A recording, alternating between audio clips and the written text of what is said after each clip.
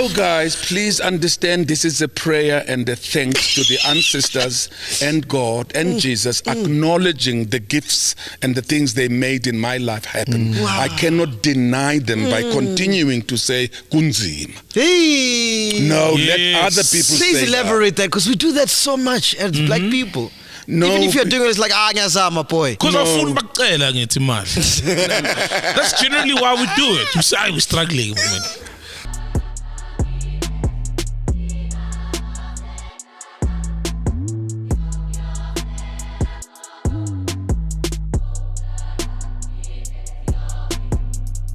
And ladies and gentlemen, welcome to a special, and I mean a special edition of Podcast and Chill.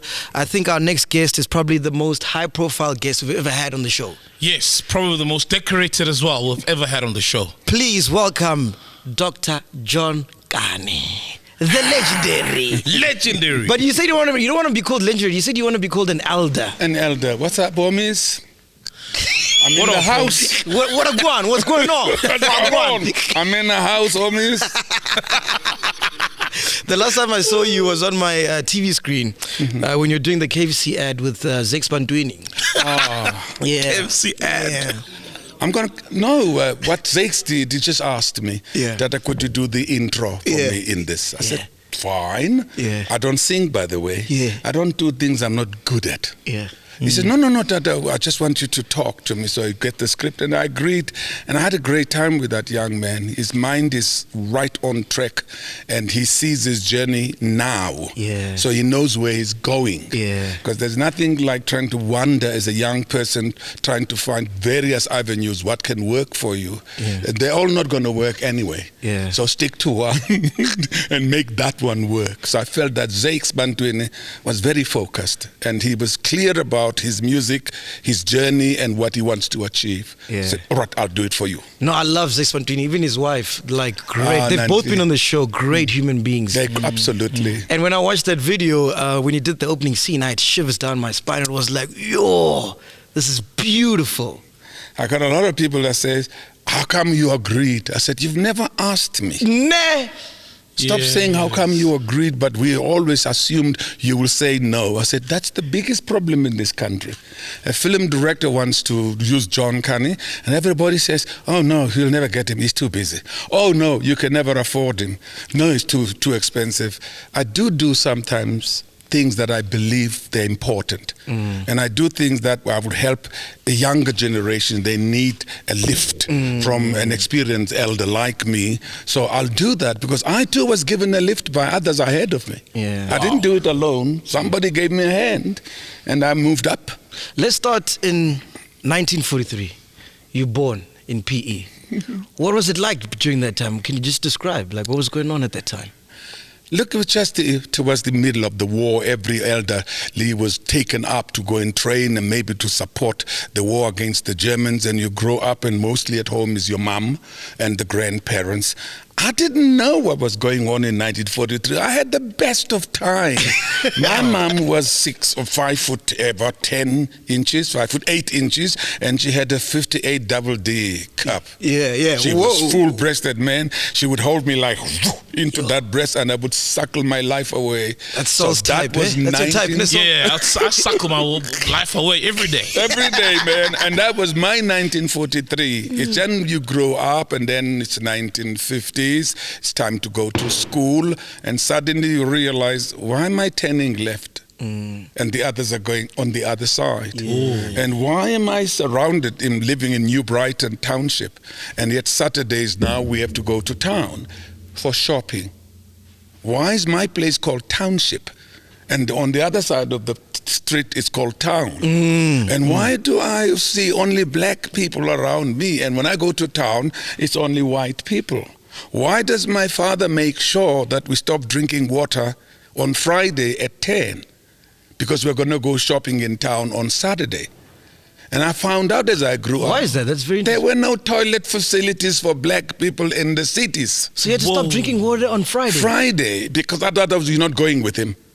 Because you're going to be sitting there and said, Tata, and my father was 6 foot 8 inches tall. Tata, I want to wee. He said, I told you. And one day I was right in the main street of Gqeberha, which is Port Elizabeth, and in front of a huge OK store. And there was lots of people walking around, and I said to my dad, I want wee. He said, make a rainbow. And I took it out and I made a rainbow onto the pavement. That's hilarious. And everybody stopped, and this guy says, how, Baba? How can you do this? He says, tell him to hold it. Is it true? I read somewhere that your dad was a policeman, right? Yes. And then he actually got arrested or fired because he arrested 2 white people. Yes, they all recruited to the war. Whether they made it to North Africa, some of them didn't. My father did. As they came back because they fought for freedom of the world. So the apartheid government wanted to make sure that all those black people who were in the war work somehow within government structures. So my father was immediately recruited into the police force. And one day he was doing a bit somewhere in South End in Port Elizabeth and saw those 2 young white guys breaking at the back of a jewelry store. Now, the process or procedure should be, he should ask them to wait while he's going to find a phone, no cell phones, to call the police on a white van, to come and arrest these 2 guys. Wow. He wasn't very sober, my dad. Yeah. He decided to put out his bait and stick and then push them and handcuff them. Now, between that area and the Bakkensbridge police station, there's a terminus for black people. So my father did do a show of pushing these white boys to the terminus. And then arrived there, and they had to be released because it was declared a wrongful arrest. It was illegal. It was illegal. It was a wrongful arrest. And about 3 months later, then my father was retired for reasons of health. He worked for 34 years at a different place after being retired for health reasons. He still worked for 34 years up until 1983. That was about 1952, 54. That's crazy. So what does that do to you growing up? Because here's your dad, he's a policeman doing his job, but his job is now illegal because of skin color. When you're young, those things don't matter. You're just growing up. And I got friends, man, in the neighborhood. We're playing dice, we're doing this, others are smoking this. I don't smoke, I don't drink. And one day I was sitting with my friends having fun next to the hedge in a windy day, and the brothers were smoking ganja, dacha. So we used to call it, it doesn't have a bridge. So if you smoke and you give it to me, I've got to take it to you. It can't go that way. Oh, okay. Right. So I'm standing there, and the dude next to me is going, hey, John, pass it over. I'm taking it to give it to you, and my uncle standing in front of me. Oh, wow. He says, I have seen it with my own eyes, and I'm going to tell Ubuti. So now I go home, my father's waiting with a huge belt. You smoke dacha? And my uncle says, I saw him. I said, no, Dada, there's no bridge. I was taking it from this guy, giving the guy on the other side. My mom came to my rescue. He said, no, I know John doesn't smoke. I do his washing. I've never found a stub or anything. He doesn't smoke. So my mom saved me from a whipping with that belt. Wow. So they used to whip you? What you talking about? Spare the rod, spoil the child. We didn't even have a phone. Who are you going to call? Are you going to call the social workers? Which one? Doesn't exist. What would he use to hit you, your parents? What would they use? Oh, my dad would use a belt. Yeah. My mom used the dishwashing cloth, which is splintered at the end. And when it's wet? And it's wet. And as you make the turn, you don't even notice it. And she said, stop it. And you go, shh. I know that one. Yeah. Oh, look, we knew we messed up. No, you knew you messed up, and you would expect to be spoken to. Yeah. But they didn't whip every day. No, they did this talk to the child. Why are you talking to me? I'm not listening. I want to move. So I don't know what children today do, because my sons have children, and they talk about you must talk to the child, you must engage the child, you must be, explaining these things, allow them to make up their minds. There's assault and punishment. We were not assaulted by our parents. We were punished. And the punish was meted like within one or two little chip, stop it. You know, sometimes I walk through the mall and I see this little brat screaming her lungs out, and the mom says, stop it, Spew. Stop it, Spew. And I'm thinking, go back to my time. Spew, shut up now. But don't you think that shaped you to become who you are? Absolutely. We knew the discipline, which when we at primary school, the teachers took over, and suddenly principals, and you knew if you're called to the principal's office, you're going up with a note to your parents, and you have to deliver the note that said you didn't do A, B, C, and D. And you know that this note I'm given is trouble, but you have to deliver the note to your parents. And my father would say, read it. And you think, oh my Lord, I am finding myself guilty because I'm reading it. And then he says, what do you want me to do? If you were me, what would you want me to do? Get my belt. Let me tell you, my son, this is going to hurt me more than it going to hurt you. I says, you're talking nonsense, it's going to hurt me alone. Oh, wow. But those were the great days. And to mix that, then there was also the apartheid situation. The township, the police, the raids, the passed laws and all that. So we got in Port Elizabeth, especially where I come from, we got sort of politically conscientized at a very early age. We were experts in throwing a stone at the passing van with a curve, and it hits the window with the white man driving, and we all sit there as if we're singing hymns, and we try with children. And we used to love to do that. Wow. So those were apart from the school days and the township, but we also had to deal with the apartheid, sort of managing the lives of black people in the township, pass laws, and we had what was called a passbook, which our fathers called a dom book, you know, where it dictates where you could be, influx control. It was very introduced nicely. This passbook is going to make sure that all the jobs that black people can have in the white city of Port Elizabeth are only restricted to the people who were born in Port Elizabeth. So that other black people who come from other towns cannot take the jobs that were meant for you people. So this passbook is going to make sure that you people are looked well after. And also, if you get lost, this passbook will state in there that you stay at 51 Chekisa Road, New Brighton, so you could be in Port Elizabeth. It didn't say that if you don't have the book on demand, you go to jail. It didn't say that if my girlfriend visits me from Cape Town, she gets to jail and I get to jail because we've broken the 72-hour visit permit. It didn't say that I can't get this job in another town because I'm supposed only to work in Port Elizabeth. It didn't say that I couldn't eat in any restaurant, there's certain jobs I can't do. It limits my pay because there was a wages act that says if I started working in 1965 at a Ford Motor Company. Yes, you worked there, assembling engines. When my car stalls, I don't open the bonnet and fix my belt. Cheers. I fix the engine. Hey now. Have you ever seen that? No. The car stalls, man, and we the call dude opens. The dude opens the bonnet and he fixes his belt. You fix the fan belt. I go to the fan belt. You know, so we do the same job. It's an assembly line. Nivo, who is white, will get about, let's say, 750 rand a week. And then the colored guy will get about 150 rand a week. I'm on 22 rand a week. That's structured by the law. I can't earn more than a colored. I can't earn more than a white.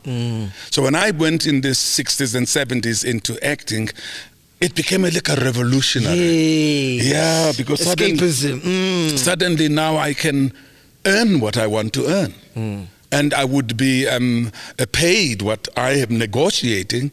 I did, though, believe that at a certain stage, my salary as an actor became the most kept secret because some of the white actors would not be happy knowing that I'm earning more than them. And would you say your love for the arts, correct me if I'm wrong, But I think it started when you were at the Serpent Players Drama Group, right? Yes, in Port Elizabeth. Yeah. What was going on there? You know, we New Brighton, man, in the Eastern Cape, once a year, Gibson Kente comes with Scalo, I believe, man, and the whole township gets so excited, you know, because it's music, it's dance, and it's also pretty girls on stage who are much older than us. I don't know why we got a crush on old mama, but they're beautiful men, and they're from Joburg. Wow. They're from Joburg. Yeah.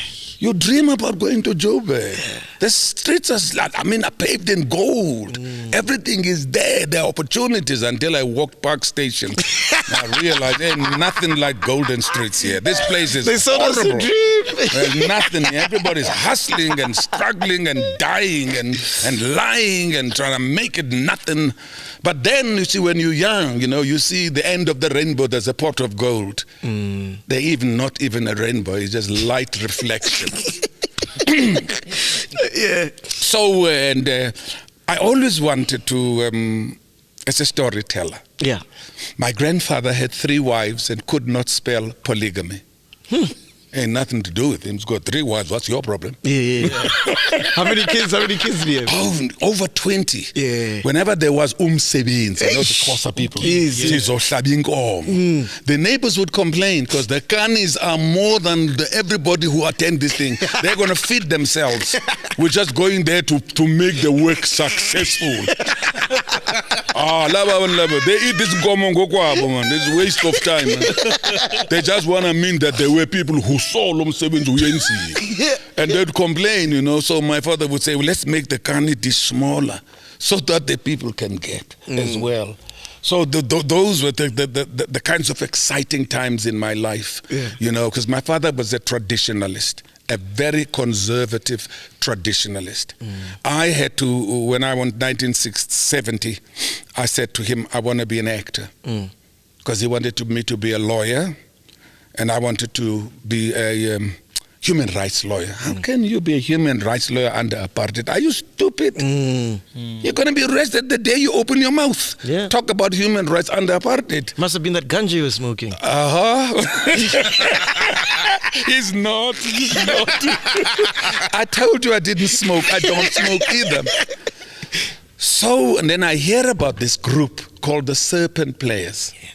And at that stage, you know, the ANC underground is recruiting us to leave the country. And we're so excited. We're going to go to Exile. We're going to go to Zambia. We're going to go to Tanzania. We are going to go to Nigeria and be trained, you know. We're going to do exercises and practicals in Vietnam. I'm going to come back with an AK-47. I'm going to kill all them white people. Man, I've been dying to do so.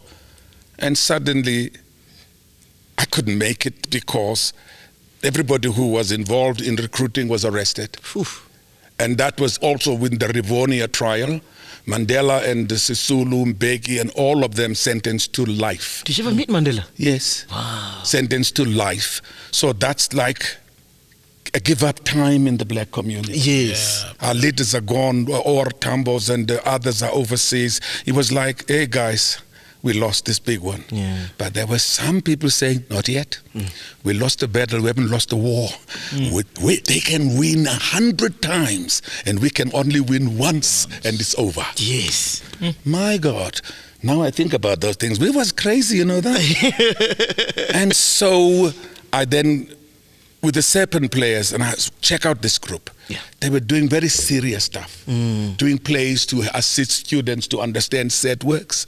And they were working with this white dude called Athol Fugger, who was a member. Yeah. Please don't make a mistake, he didn't own the group. He was not the director, he was a member of the group. Okay. PE was too advanced to have someone to be belonging to some group that's owned by somebody. Sure. And these dudes, they're all brothers of mine. They were older than us, with Winston Chona. And they were doing this excuse me place in Antigone, Euripides, and waiting for Godot, not Godot. And I'm thinking, what are we doing here? Yeah. Why aren't we talking to the people through the arts? Wow. Why aren't we using the stage to keep that flame of freedom burning? And you're the only one seeing this? Winston and I are talking about the brothers of Oprah so-and-so said, no, the gentleman nonsense, Magmelitis. Yeah. This is drama. We're doing it for the love of it. And we're saying we got to be paid. So who's paying who? So, no, money worry, this thing is us. So 1972, we step out. We say, now we got to move this thing. So we create a play called Sizwe Banzi is Dead. Yeah. And now we got this thing, Winston and I, we put it in a very private hall, and then white people walk out. Because they said this was not drama, it was a political meeting. Oh, wow. And suddenly the police took interest in our work. And didn't you get arrested? Yeah, detained many times. You know when the cells of the door of the cell close, your great escape with Steve McQueen filters out of your head. You ain't getting out of that door. It's 6 inches thick, and it goes. That's it. Take your shoes off and sleep until day open. And aren't you like, you know what, no more arts. I don't want to get arrested. What is all of this? I'm not even getting paid. If you live in the 60s and the 70s, if you're not arrested, there's something wrong with you. We're beginning to suspect you. Why are you with us? Why are you doing all the shit with us and you ain't get in there? Snitch. So we all wanted to do anything that gets me arrested so that I could be accepted. It's like getting a strike. And all of us wanted to go to the University of the Struggle, Robben Island. Yes. We wished we could be arrested. Yeah. But the point is that suddenly the police got interested and we were struggling to perform in this hall, and we moved. We went to Cape Town. We performed at the space for 2 nights and the cops came. But that night there was a guy from England. Sure. Who was the artistic director of the Royal Court Theatre, who just was in South Africa, and someone said, you got to see this thing. It's incredible. These young people are doing this play. Sizwe Banzi is Dead, and it's politically powerful. 3 months later, we get a call. They want us to come to London. Whoa! Wow. To come and do this, because that guy went back and he said, I have been 30 years in the arts. I've been directing. I've never seen life being presented on stage and that demanded my engaging immediately and wanted me to answer questions. We arrive in London. First we didn't get the passports. Problem. Athol gets the passport for about 6 weeks. Winston gets the passport another 6 weeks later, and it's getting late. I don't get a passport because my elder uncle was already on Robben Island, and I had been arrested and detained quite a couple of times. My younger brother, who's a poet, unfortunately was also killed by the police in 1985.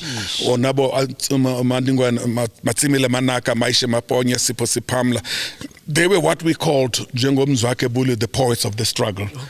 So I knew I wasn't going to get a passport because my name was on the political list. But suddenly I get a call that, okay, you can get your passport. The passport arrives, and then the South African passport was green. This thing they gave me is brown. Outside is written travel document. So I'm thinking this is a bit of a problem because I've seen Winston's passport. I've seen Arthur Fugard, his white passport. I open it. Nationality undetermined. Hey. I had to apply through the Ciskei or Transkei homeland to get that citizenship. Only then will I be given a South African passport. That is wild. I said I will never apply to be a citizen of a piece of land inside the country I own.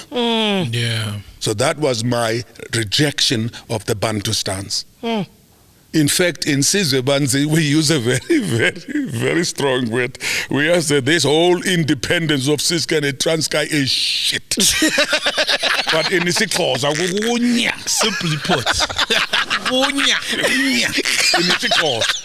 So now, Matanzima wasn't very pleased with this. So we got arrested. But let's first go to London. We open in London. Yes. Wow. First time in London. Hey, when you walk in the streets of a free world, man, you walk like this. You're looking at buildings. They're just a mukhu, man. Anybody can see this is a just arrived, man. You know. And suddenly one night, at the end of the 7th performance, we are told, very hush, there are some people who would like to talk to you. They are waiting for you in that restaurant. Right now. Now. So Winston and I think, okay, let's go. And then someone stands up and says, this is O.R. Tambo. Wow. This is Adelaide Tambo. This is Robert Gesha. This is Dingiswai. This is so-and-so. And I'm thinking, I'm meeting the future government of my country. Wow. Even though they are nothing at the moment. And in that presence, and the old man said, you know what, John and Winston, in this play, you have explained what we've been trying to tell the outside world about the evils of an inhumane system called apartheid. You did it in 90 minutes on stage, and everybody knew what we've been trying to say. We thank you, my sons. It was almost like we won the Oscar. Yeah. Crazy. Yo. To be acknowledged. And isn't that the play that almost ended your life? Yes.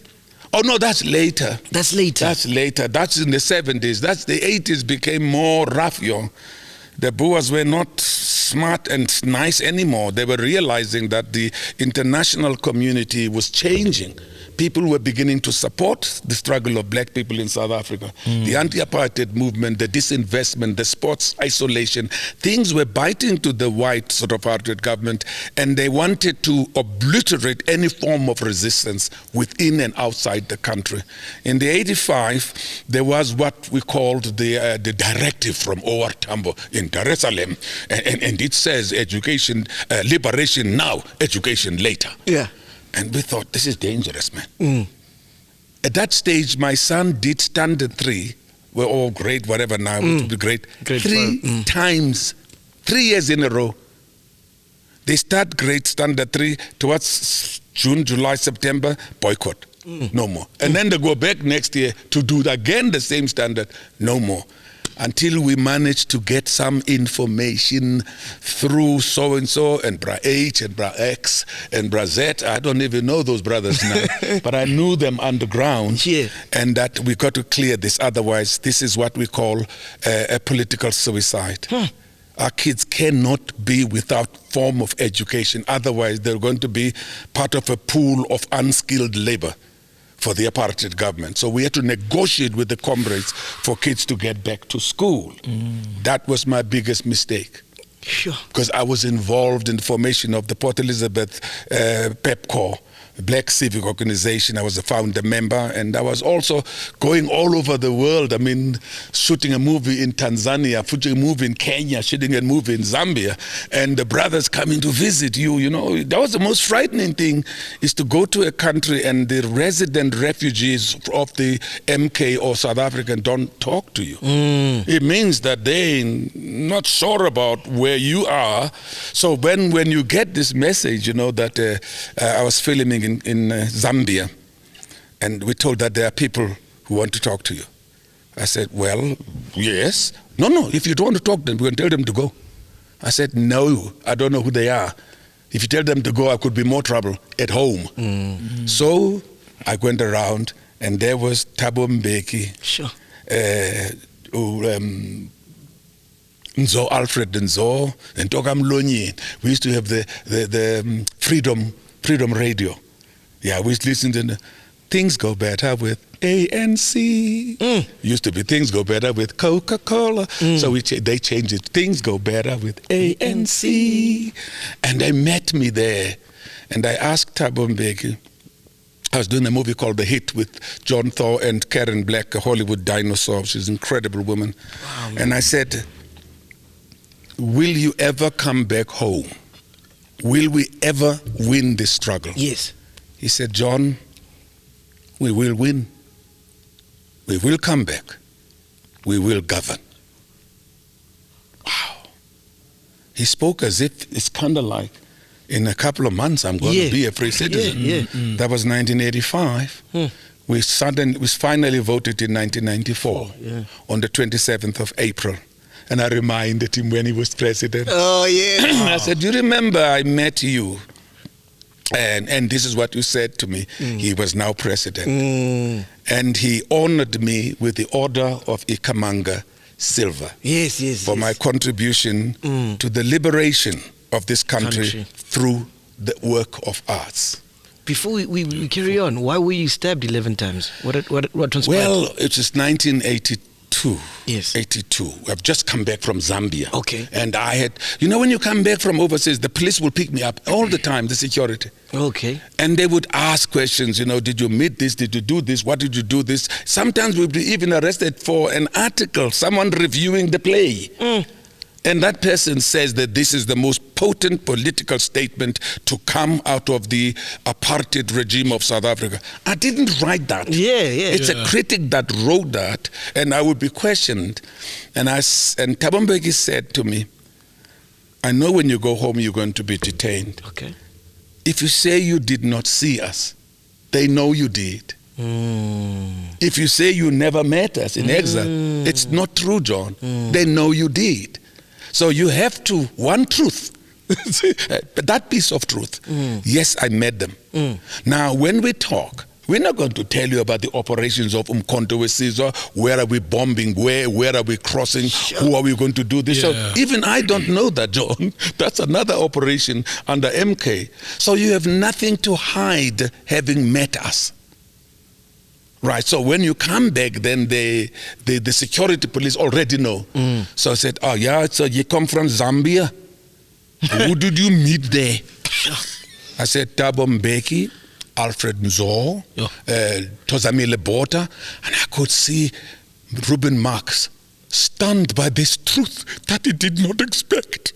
Because he wanted me to deny so that he could then further interrogate. So to put it out there, and what do they say? They say, no, they'll come back one day when the country is free for everybody, black and white.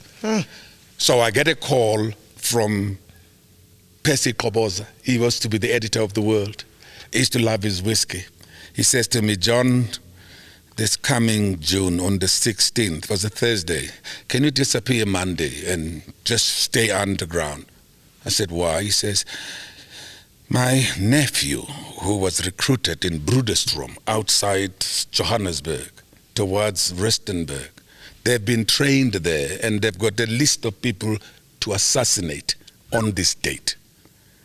So I said to him, because he said my name was there, I said, you got to give me the other names. Otherwise, I'm going to be in my house, and if they kill me, it will be your fault.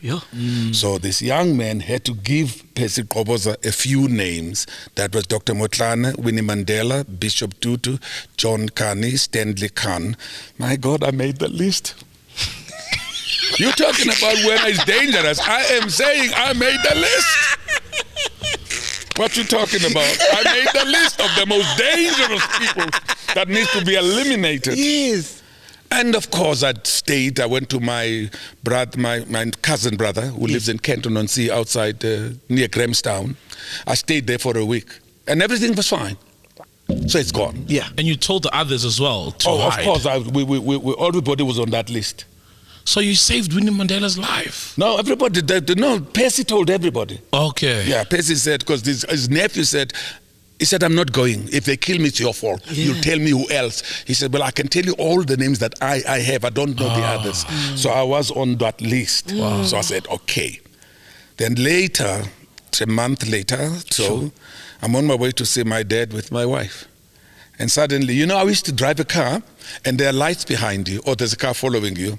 You make a left turn, it makes a left turn. You make a right turn, makes a right turn, and then you drive straight to a police station. Or go to a place where there are lots of people. Just stop there amongst the brothers, and and then that car goes. But sometimes it was going where you were going, was not necessarily following you, but you couldn't take a chance. And for once, just early evening, 7 to 8, there's a car behind me, and I didn't think about it. I mean, I got careless. Yeah. I didn't think about it. So we're going to a T-junction. Yeah.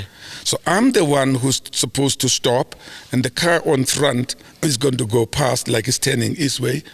Sorry, and then I would turn right. But that car coming in front rammed me in front. And the car at the back rammed me at the back. And I thought, my wife, get out. Get out now. Get out, just get out. And then I think it was about 15 to 20 seconds. And the only thing I heard was Kankhana is do it. And And what does that mean, translation? Of course, let's go is dead. Oof. 11 stab wounds, and I'm just lying there. And then when they left, my wife came back. You know, there was a night watchman next to a hospital that was being built that helped her to pull me into the car, took me not to the hospital for black or for Bantus, took me to the hospital for colors in Corsten. And then we got there, and the nurses were like, wow, do you know who this is? This is John Kani, he's a star. Oh my God, move him here. And there's a young white doctor who was in charge of the trauma center that evening. He says, well, what's the commotion? He says, this guy's famous. He said, oh no, I don't want the media here. I don't want no media here. And disappeared. So my wife said, go back to tell my parents what had happened, and they all came and they're looking for me. They can't find me. They're looking, they can't find me. During her absence, apparently the security forces or the people who wanted to kill me went back to the spot and found that I wasn't lying there. Yes. And started to search for me from neighboring hospitals. And then when they arrived at this Livingstone hospital, they went through the 5 floors and you couldn't find me. Yes. And they left. That white doctor, avoiding media, hid me in the a ward for infectious diseases. Oh, wow. So they wouldn't walk in there because they don't know what they're going to get there. It was going to be politics and the truth that was going to be infectious. Ooh. So I made it. Here am I, and we're having fun. Have you spoken to that white doctor since? I don't know who he is, and nobody remembers him. Wow. I searched for this young man and said, what date was it? Because when I finished after 12 days in ICU, I got out with pressure bandage and on my eye and at my back. I was supposed to do a movie. So I got in the plane. I went to do the movie. We rewrote the script. Wow. That during an accident I'm driving a tractor, I fell on a donga. And that's where the stitches and that's crazy. To integrate in the character. Yes. And that's what I did. What's the name of the movie? The Grass is Singing. Wow. Yeah. That incident, is that where you lost your eye? Yes. Jeez. Yes. Oh, I'm trying to digest all of that in. Look. For me, those were the hoops and the jumps and the obstacles that I faced in my life. They don't define who I am. 100%. And I don't want them to be like, oh, yes, my God. Yes. Oh, no.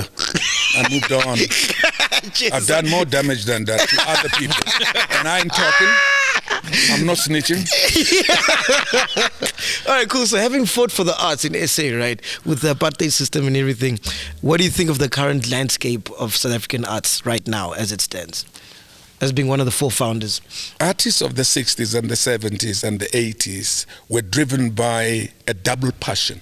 Excellence in the arts and also to contribute towards the giving black people a better life. We were literary and enlisted within the struggle of liberation. People like Miriam Makeba, Hugh Masekela, Jonas Gwangwa, and all those people who were Letambule, Kaifa Semenya, and we were all part of that movement. Zakes Mukai, Joe Gumede, the Manhattan Brothers, who couldn't come back. Some of the guys who went with Ipin Tombi and stayed, and we became part of the international struggle against apartheid. So whatever we did as artists, there was that drive. There was an added passion and added meaning. 1994, we're now part of something called democracy. Yeah. And I'm trying to write a play, but I'm trying to understand what happened. I fought for liberation. Sure. I fought for freedom. I fought for the land. And I ended up with democracy. Can someone explain to me what the hell is democracy? Because it ain't giving me back my land. It's not giving me back what I'm owed. It's not, it's not healing my anger and my scars. Of course, we did have the TRC, Truth and Reconciliation, which was organized by the leaders. And I use the word elder because I demand respect. 100%. Those were the elders, and they demanded respect from us. We couldn't question them. Why not trials? Why not charge the people for the apartheid and the evil and the murders they did? Why do we go for reconciliation? I forgive you, and that's it. But we couldn't voice those feelings because they were elders. And you have to respect. We had to respect. Now, after 94, when I wrote Nothing But the Truth, which is the play that was questioning forgiveness. Okay. And I was saying, I want to know who shot my brother. In the play is my son, but it was my brother who was shot in 1985. Yes. But in Nothing But the Truth, I'm making my brother. I said, no. But there's truth and reconciliation. I says, that's not the point. I want him arrested. I want him tried. I want him found guilty. Justice. And I want him to be sentenced for 1 day in prison. And when he's in prison for 1 day, I want him to ask me to forgive him. I will. That's it. But that did not happen. Right. So then that's where my art went. So I found another avenue instead of being protest. Sure. You know. So when you look at today's landscape, what is the passion? What drives? Is it excellence, pursuit of excellence? Is it the green pack? Is it making money? The bag. Is it fame? Is it celebrity and being known? What is it that drives the today generation in the creative industries? I just want to... I'm not saying under apartheid we were fortunate because it's terrible, man, to try and find something good out of apartheid. Yeah. It's terrible. But you had a cause. Yeah, that was a cause. We're comrades, you know. I don't say that, but I do see the sparkle of credible diamonds among the youth today.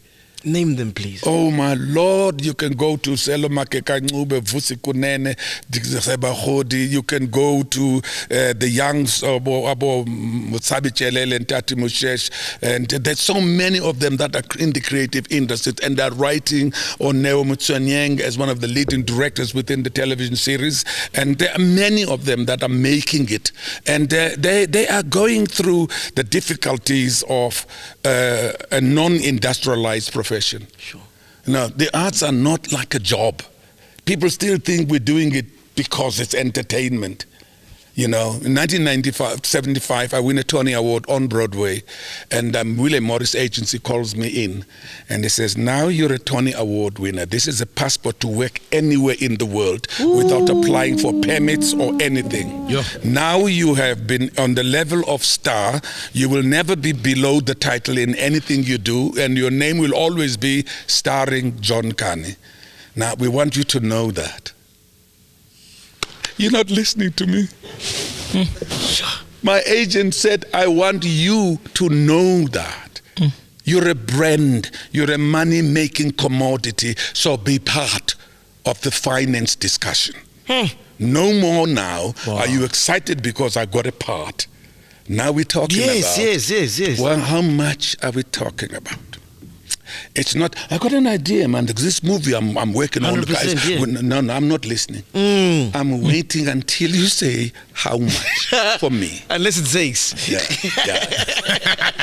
I want to know how much we're talking about. So then I can get my interest in your project. So then you come to South Africa now. I mean, I'm not going to talk about COVID-19 because we were struggling pre-2000. Yeah. The arts were in a very dire situation. If you're not working in some kind of soapy series or theaters are struggling, and we're working in community theater, and some of the questions a young man asked me, and it sort of took me time to settle with myself. He says, Tata, I've been doing community theater, going to small little festivals, performing in halls for 10 years.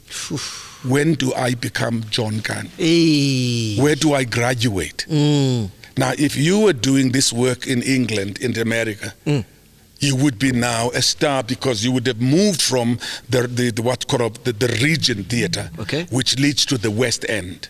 The region in the States, Washington, D.C., L.A., and all that, which leads to Broadway. If you're in the film industry or television, you do little projects in Washington and all around, but it leads you to Hollywood. So there's a destination to go to. In this country, you can do it just. With no end in view. There's nothing that you say, okay, no destination. No destination. If I'm good in this, I'm going to make it. I'm going to make it like the people who've made it. So even us, if I wasn't working mostly overseas, of course, it would be maybe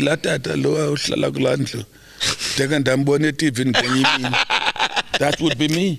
How do you crack the international market? Actually, I wrote down a question. I don't want to say it incorrectly. Because last year you were honored with the Pregnelli Shakespeare Award, right? Yes. For your play Kunene and the King. Yes. So how were you able to excel in the international theatre and film industry, which is still white dominated, as a black South African? Yeah. I'm John Kani. Hey! What's the problem? Oh, simple. I mean, Tony Award recipient. What's your problem? Yeah. So much for writing down the question. Simple answer. What are some of the challenges you faced when you were the first black South African to play Othello? Were there any challenges there? Look, of course, South Africans, and sometimes even certain countries abroad, always play this role with a white actor with a lot of makeup. Yeah. You know, and because it's the most powerful role in Shakespeare and King Lear, of course, and all Macbeth and the other roles. And so we then, a friend of mine, Janet Boseman, who is a dame now. She's a South African who left long ago, lives in England, had an idea that let's do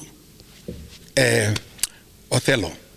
I said, Janet, I'm sorry, I have a problem with Othello because I've just done Miss Julie. Oh, yes, yes. With Sandra Prinsloo, where I was detained for kissing a white actor on stage. Yeah, and they left the... And they left it, and I was detained. Whoa. And I told the cops, it says, you kissed this woman on stage for a long time, and we could see the tongue moving inside the mouth.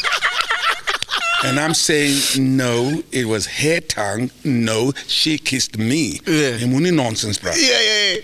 So I knew Othello was going to be a problem, you know. But again, there was that little naughty. There's a kid in me that still wanna be in the struggle. Yeah. And I'm not pushing him too far away. That curious kid that wants to take it to the edge, that wants to move it to the envelope and say what can happen. I hate safety. I don't like being comfortable. Whenever I get to that space, there's something I'm missing. You know, something. If I'm thinking like I'm not thinking about my wife's going to dump me, it means that I got to be nervous. I got to, well, hello, darling, are you fine? You got to be aware to that and awoke to what's happening around you. Yeah. So we did this play, and on my way to the theater one day I got detained. Oh God.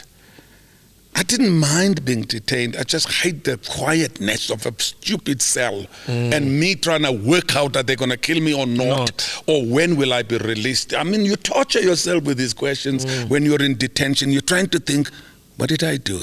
I met those young people we did at MacG. They must have snitched on me. They were responsible for my arrest. You know, you do all those things. So the question was, again, I had to kiss this lady on stage. Was played by Joanna Weinberg, who's now emigrated to Australia. Beautiful actress, you know. And we would do this love. And what was now why we've seen the productions, there's no kissing and smooching and holding a titties like that. And I said, you see, sir, the greatest actor in English actor is Laurence Olivier. When she played this role with Maggie Smith, there was a problem.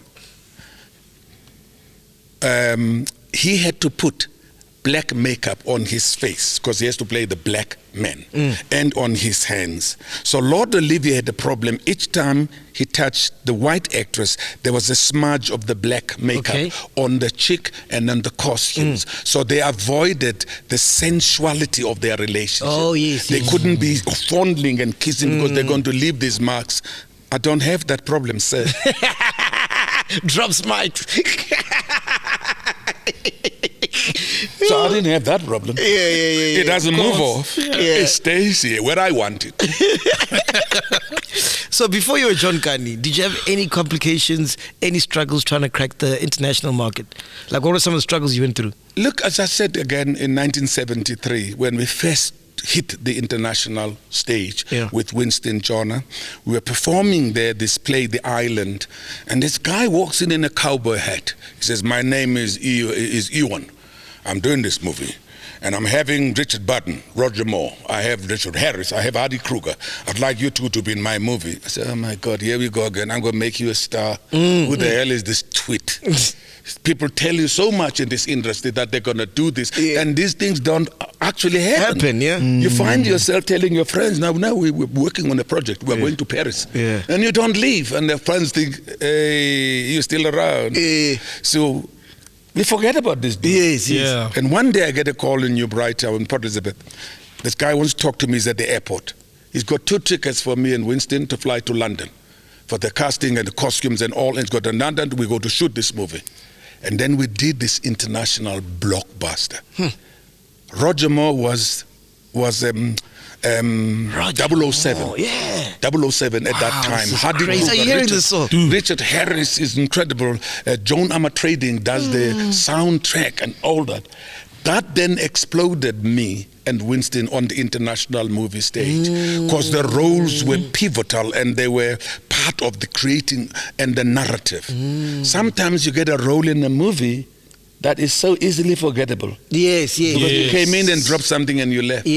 So when I make a choice in a movie, I want to know how does it change, input, contribute to the storyline. So even if I did not do a lot visually, okay, I'll give you a good example. You remember me in the Black Panther? Yes. We're about to get to that next. Right on. What did I do in the Black Panther? Did I fight? No. Yeah, because I'm smart, you see. You see? But my role was critical. Monumental. Critical, so that Chadwick Boseman could be accepted as the new generation, because I was the original Black Panther.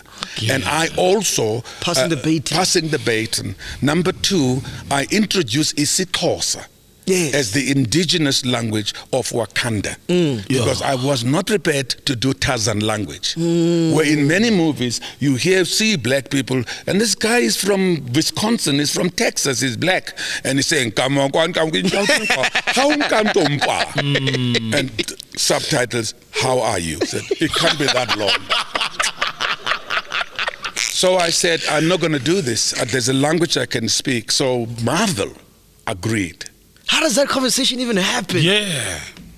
Because I don't care if I walk off set. I got money already before I walked on set. Goodness. You're not working from desperation. Oh no, sir. I ain't going to die poor. I'll be stinking in that coffin because I'm rich.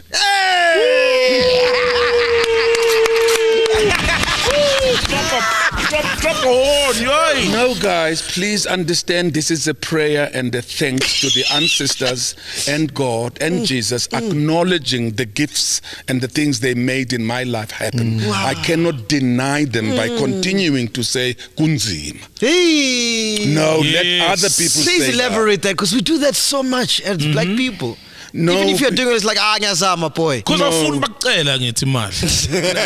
that's generally why we do it. You say we're struggling.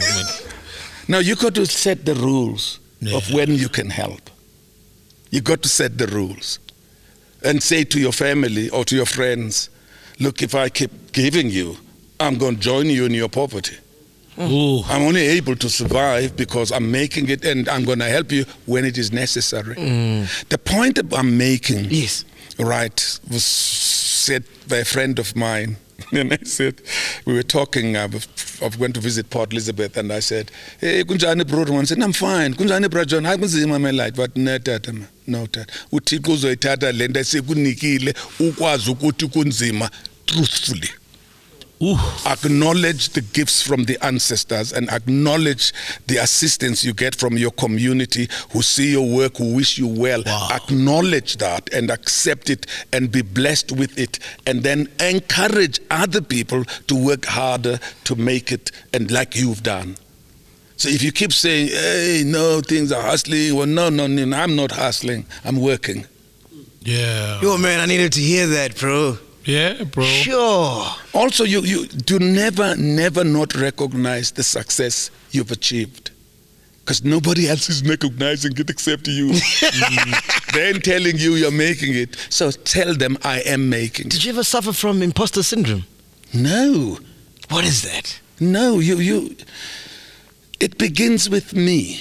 It begins with what I see in me. It begins how I am happy with who I am now, where I am now. Yeah. Am I where I thought I would be at 79? I'm in the center of my universe. This is exactly where I saw it in 1965. This is where I will be. You can't go on a journey when you don't know where you're going. You don't get in a taxi and say, drive. You say West Street. Yes. And as you approach West Street, you get off. After robots. At the robots, short left. You see, people have a tendency of just saying, yeah, man, Zobona.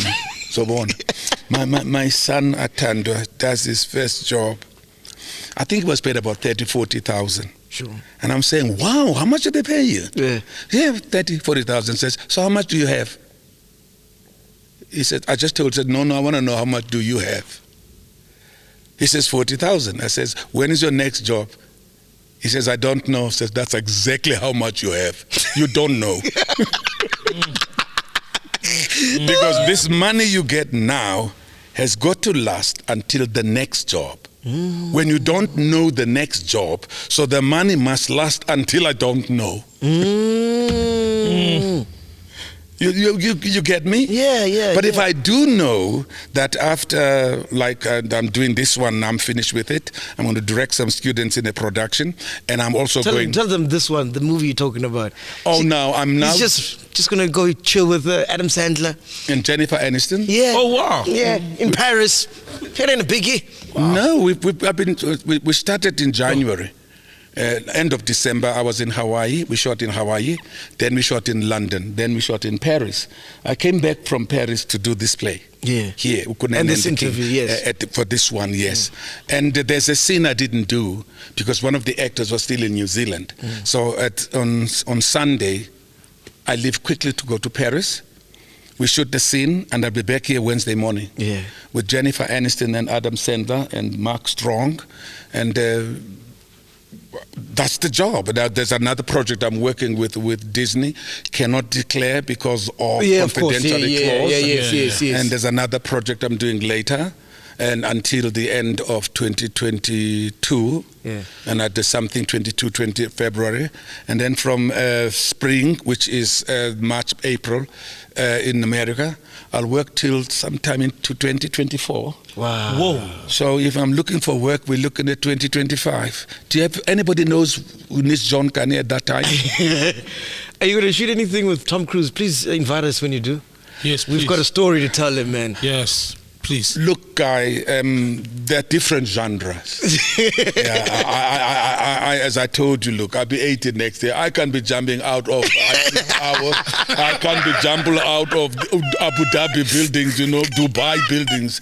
He does his own thing. I do my own thing. Let's talk about international productions versus local productions. What can we improve? We need a strong gatekeeping. With all, as a member of Screen Actors Guild in American Hollywood, you want to go with me, you will have to have petitions and proof of the role you are going to play could not be played by anybody who is a member of the union in America or England. Okay. You will have your CV must substantiate your achievements and your box office mover in order to get that role. So you ain't getting it, I'm getting it. You say I'm getting it? So when you go there, then there is always that. So then here's the problem. When then these companies come to do movies in South Africa, we're talking international, right? Okay. They work with South African line producers who would say, we will look after the production here on the things that happen here. Yes. Now, you get an extra, for instance, in England or America, and the guy will be about $300 to $500 a day as an extra. Now multiply that by 10, we're talking about 5,000. But by another half, 7,500 a day. And then here you're an extra for 600 rand. Because you now fall under the South African production wage controls. So that you don't mess us up, because we have a budget to work this thing here. So when we did with Michael Douglas and Val Kilmer, The Ghost and the Darkness, we worked in Mpumalanga, near Badbus, right? And Michael was quite shocked to find out how much the extras are getting. But he said, that's not what we budgeted for them. We budgeted in US dollars for these people. Yes. So what they're getting is not what we budgeted for them. And I said, we'll talk to the line producer. And he went in and he came back and he said, I understand. Oh, that's the worst thing you can say. I understand. It means they got you there. They rocked you. They got you there. So these are sometimes the challenges of international productions. If we had a strong union, registered, I can't work in England until I'm a member of the union. I cannot become a member of the union until I'm in a production. Catch-22. Unless I have a CV that warrants the union to acknowledge that when I'm in a project, I create work around me. Me being in a movie, Denzel being in the movie, Tom Cruise being in that movie, there's hundreds of people who get employed. So he's an industry maker within the profession. So Tom Cruise can work anywhere. And that's the difference, right? So when then South Africans come and work here, we are in support at sort of minor, non-meaningful roles. We fill up the journey of this wonderful star coming to work in Africa because the setting is good for Africa, because we also the cheap labor. There's also cheap technicians and most experienced technicians. I mean, they're called the Rookies Union. They're incredible. They're all over the world. I was in Belgrade doing a movie called Coriolanus in Serbia. And a white young boy with part of the lights comes over to me and he says, are you all right, Brajon? I said, you come from South Africa. No one in Serbia is going to call me Brajon. Belgrade, Brajon.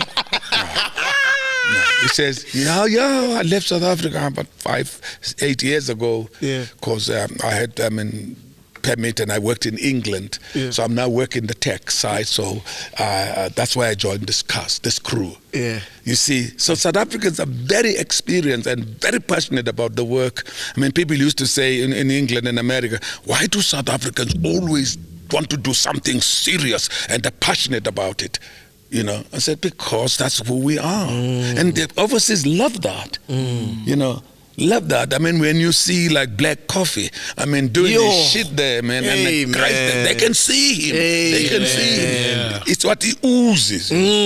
Because he knows that I mess up. I'm not messing up for myself. I'm messing up for a generation coming behind me. That door of opportunity opens, bro, step in. And please don't close it behind you.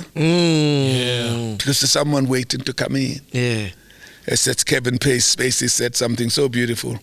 When you take the elevator to the top floor of success, as you step out, please press G. So it goes back down. Down. So that at least there's someone who's going to get the lift behind you. But what we do, bro, we just get out of the elevator and move on. And they say they break the elevator so it doesn't work no more. Mess up all the buttons. Hammer them. What's it like rubbing shoulders with like Hollywood A-listers? I mean, I can't even mention names because you've met everybody.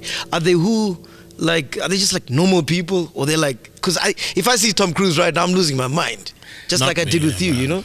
Somebody said, the number ones are human. The problem are the wannabes, who still have just tasted fame in their last project and want to show that I'm in it now. But those that have been there are normal. It also depends on who you are. If I step on set of Captain America, Civil War, the director and the producer comes down and says, ladies and gentlemen, we're honored to have this great South African actor, Dr. John Kani. This is the director, that's lighting, that's theater. If you're not me, you just go straight to your trailer and get ready for the next scene. Just like that. Let's talk about when you then arrive with the Black Panther scene, Ryan Coogler's waiting for you. So, I mean, what you call Chadwick is saying, hello, Baba. And everybody's there. So the structure of Hollywood is military. If you're not a general, you're not on that table. If you're a foot soldier, you're in the tent. I can't help you. I'm in the top. So I ain't gonna invite you to come to the general table. I ain't messing up the routine.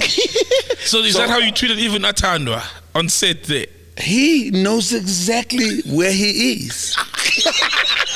Know your place. But I do say, that's my son, come sit next to them. Beautiful. I will do that because Van Vuren and the Bottas and the de Klerks have done it so much for people we think they should know. Mandela once said, why when another schoolman gets a post in government, you do not complain because the Minister of Transport is Schoolman.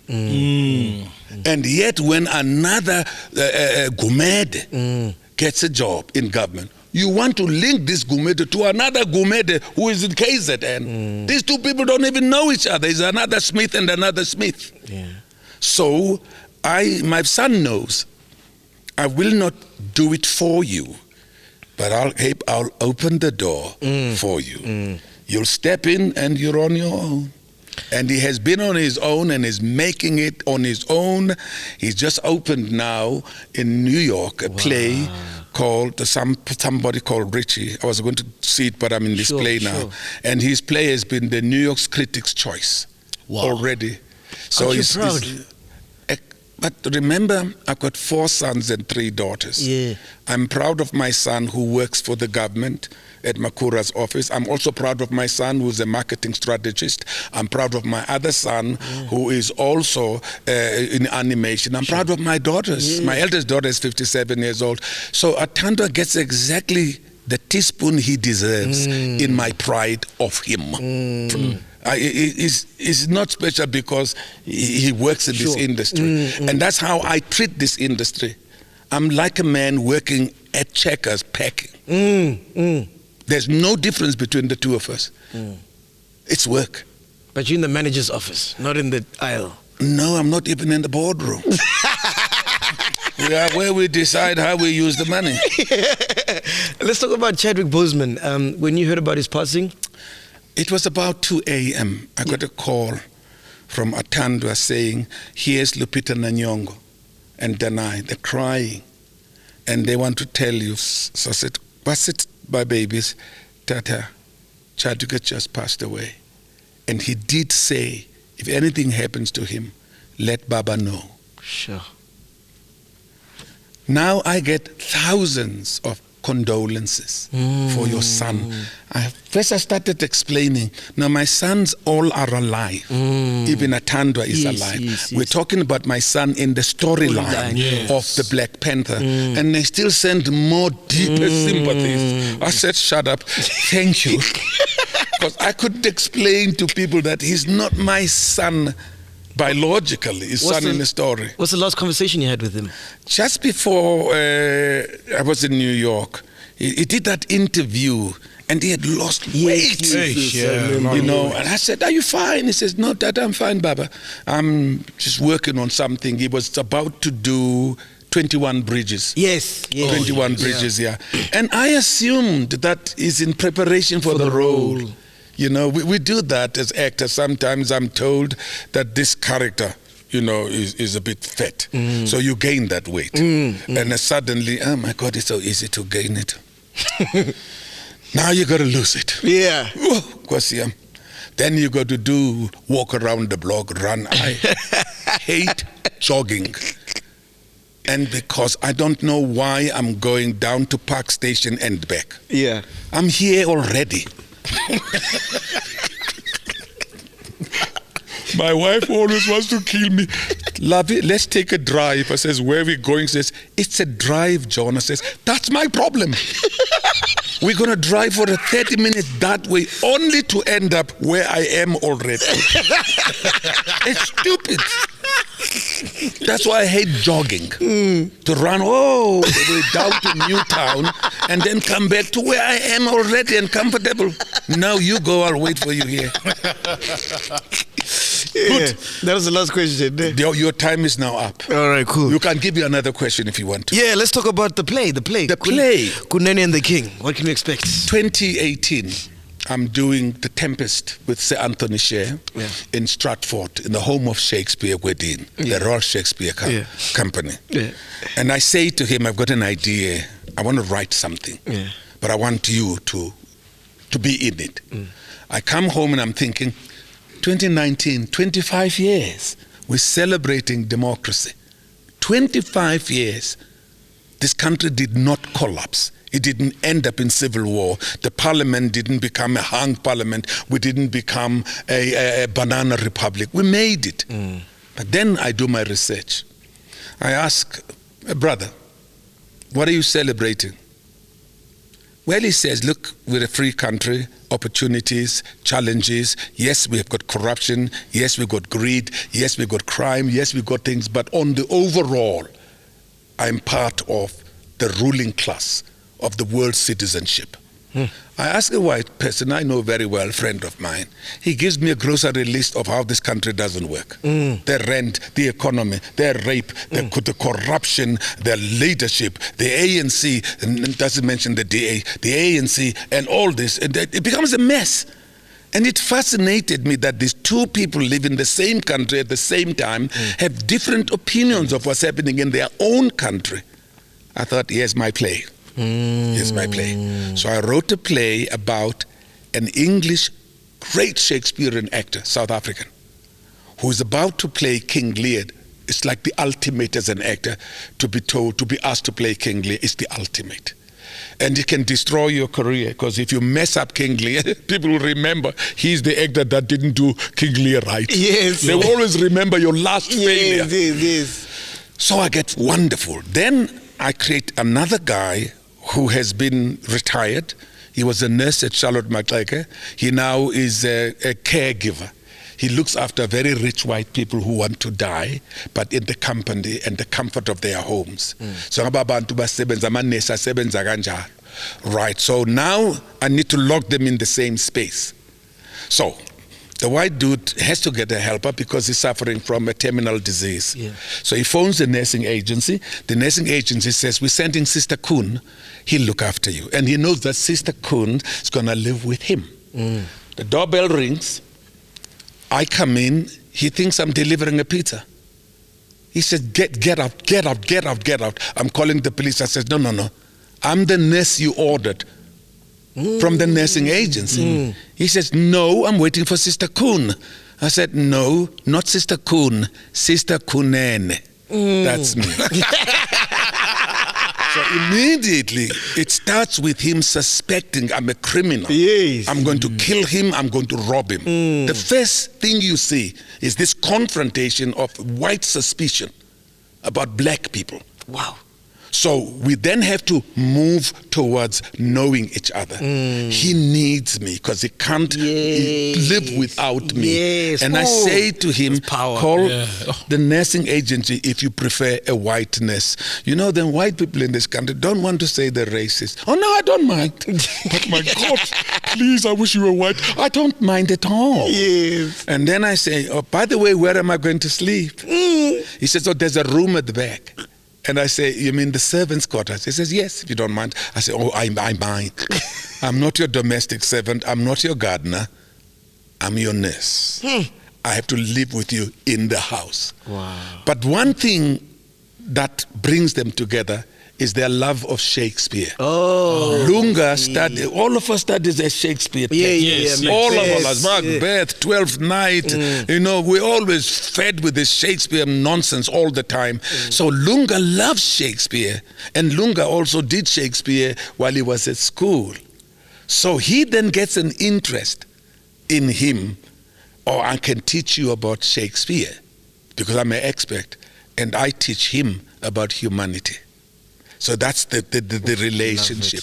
So in the end, I'm not going to spoil it. Yes. They find each other. Yeah. They find each other. But through ups and downs and fights, and I'm leaving, I'm going, you know, and white people, you black people, you know. That's the wonderful thing that sometimes I love about my fellow white South Africans. He says, the lady that looks after my children, she says, I says, okay, how long has she been doing this? No, she's been with us for 15 years, and you still don't know her name. Whoa. So what do you mean? I said, you didn't say Doris, who looks after my children. You said the lady. Okay, and I ask again, what is Doris's surname? I don't know. Where does Doris stay? Somewhere in Soweto. And she's been with your family 15 years, and you know nothing. You trust her to look after your kids, but you don't know where she stays. You don't know her surname. But you can tell me a guy you met at work this evening that, oh, there's a new boss, our new CEO, so-and-so, he started that. Yet you couldn't tell me the guy who looks after your child. Those are the issues I deal with. The little cliches of you people, black people, in a conversation. Those are the things that I deal with. That's why. And then the critics gave us 5 stars. Broer people celebrate for 3 stars. I'm talking 5.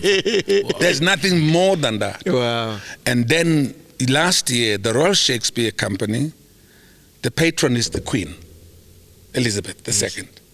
The honorary chair is Prince Charles. The jewelries are made by Pregnell Jewelry Company. They presented me with the Pregnell Shakespeare Birthday Award, number 21. First black, first non-English, first out of England. Wow. Yo. When they sent this award, I got a call from OR Tambo Freight, giving me the price I have to pay on the value of this golden thing. I said, excuse me, I'm not buying it. It's given to me as an award. From the Queen. And they say, well, we need a letter from the Pregnell people that says this is a gift. Otherwise, we're looking at 15 to 25,000. So I asked them to send the letter, and I receive it. And it's at home. And then last year, the Royal Shakespeare Company celebrates 60th anniversary. The critics tried to choose 10 top productions in 60 years. And Kunene and the King was in that 10. Wow. We're chilling with royalty here, Tom. Oh, yes, sir. If I was in England, I'd be Lord Kani. Hey, Lord Kani. Not even Sir John Kani. Lord Kani. In closing, we always ask our guests this. What do you want to be remembered as when it's all said and done? A good father. A good husband. A good neighbor. Someone who saw the pain of his people and reacted and did something about it. That's it. Perfect. So, you got a question? No, I'm good. Covered everything. Before you go, we need to, we've got an intro on the show. Yes. So, because we love your work, we love your voice, we're going to exploit you right now because you can't say no, the cameras are rolling. We don't have buckets of KFC. We're asking if you could do this intro for us, if you don't mind. Just this intro, just read over it onto the mic there. From Henda. Henda. Okay, right. Which one? Henda. You are now entering a space for black history. A voice for the voiceless. The Habinga on the line revolution.